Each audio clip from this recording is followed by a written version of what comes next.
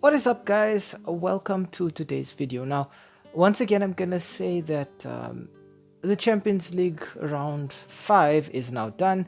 The group stages are almost finished and everybody is back to domestic duties. And there's some major fixtures across all of Europe's top leagues, and the showcase fixture in the English Premier League for this weekend is without a doubt the one taking place at the Etihad on the 3rd of December between Manchester City and Tottenham Hotspur.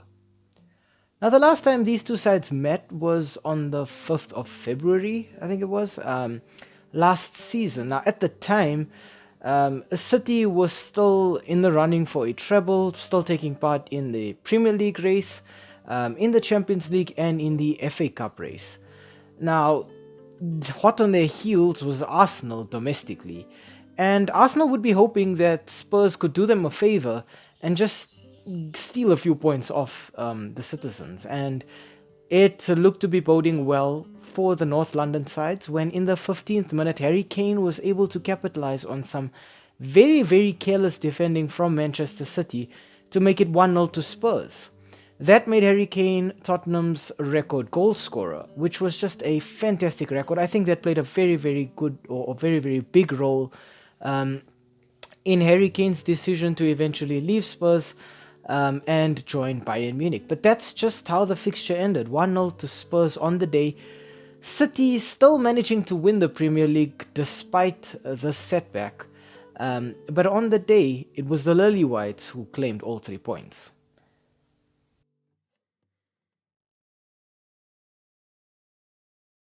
We start off our team analysis with home side Manchester City. It is 3 wins and 2 draws in their last 5, meaning that the citizens are undefeated in their last 5 matches. Their last match being a 3-2 comeback win against Leipzig at home. A player we gotta highlight, obviously, for Manchester City, everybody's talking about him right now, with 19 goals and 4 assists, is Erling Haaland. Power, pace, strength, finishing ability. Haaland is the perfect number 9, and I think he fits in so well at Manchester City because City are just full of so many creative players, and Haaland is the player who gets on the end of all of these creative moves. You know, City either attack you on the counter or they just pass the ball through you, but Haaland is able to finish in a variety of situations. Next up, we got to talk Julian Alvarez, who has become both a strike partner for Erling Haaland, but also a replacement, I would say, for Kevin De Bruyne. Alvarez being able to play both as an out-and-out number 9 when Haaland is not available, but also being able to support Haaland from deeper in midfield. And that is why Julian Alvarez so far has 8 goals and 5 assists for Man City. And finally, I want to talk Guardiola. Now, Guardiola was brought into Manchester City to shore up that defense. He's got just a single assist so far. But I think the entire idea of Guardiola joining Manchester City is to avoid situations like that one, where Harry Kane was able to capitalize on some careless defending. So Guardiola, you know, obviously being young means he's just going to get better with time. But already he's showing some genuine signs of being a fantastic centre-back.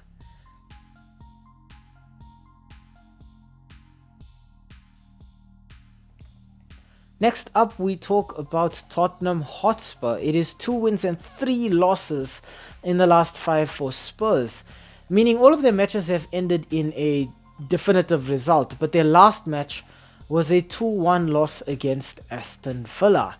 The worst part being that this was actually played at Spurs' home ground.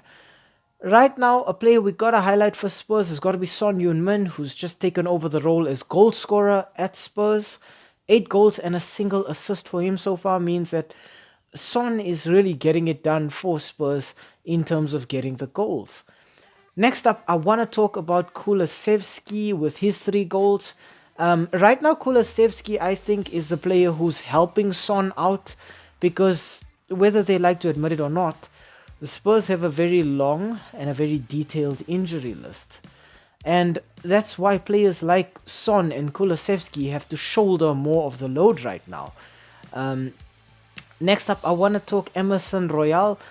Emerson is actually a wing back, so it'll be his job to get up and down on those wings, create things from out wide, but it's a little difficult for Spurs right now because he had to slot in at centre back last weekend against Aston Villa, and I think that's why Spurs were just a little bit more exposed, because if you think about it, it's the equivalent of 2011 Barcelona asking Dani Alves to play centre back. It was never going to work out because Emerson's ideology with football is to get forward, which will leave gaps at the back. Hopefully Spurs can just line up and be a bit more solid in this fixture.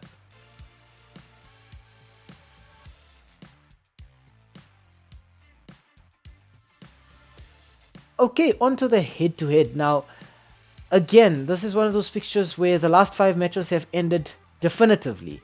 2 wins for Manchester City, 3 wins for Spurs. I know it sounds shocking, but yeah, Spurs seem to be getting the better of City in this one.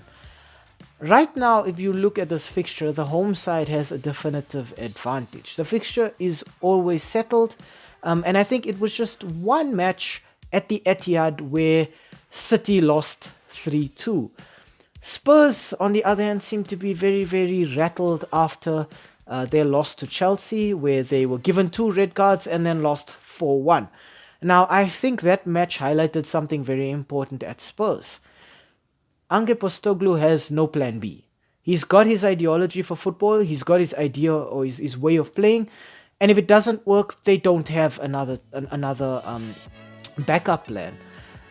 And you could see it at Chelsea or against Chelsea, where they just try to force the issue over and over again, playing a high line and getting caught on the counter. And against City, this could be problematic because Manchester City can play their standard possession style football, moving the ball around, but they can also hit you on the counter attack.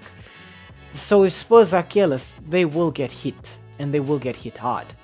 However, City could possibly be tired from their midweek fixture against Leipzig. Remember, Spurs not playing in Europe means that they enter this match quite fresh.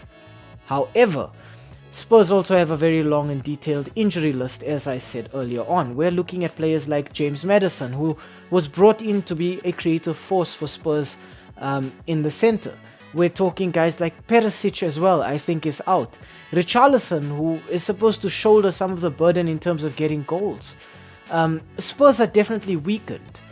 I think that in itself shows that, the advantage lies with City. So I expect City to win this one.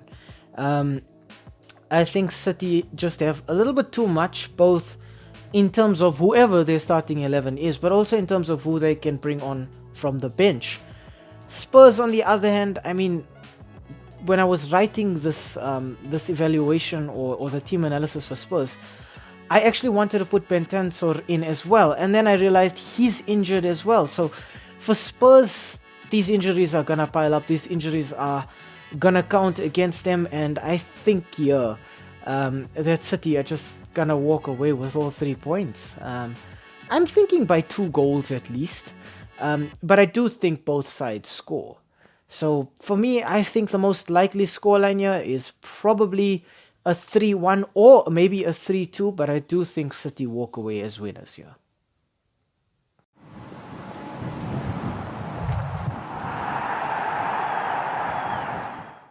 Hi, thank you for making it to the end of this video.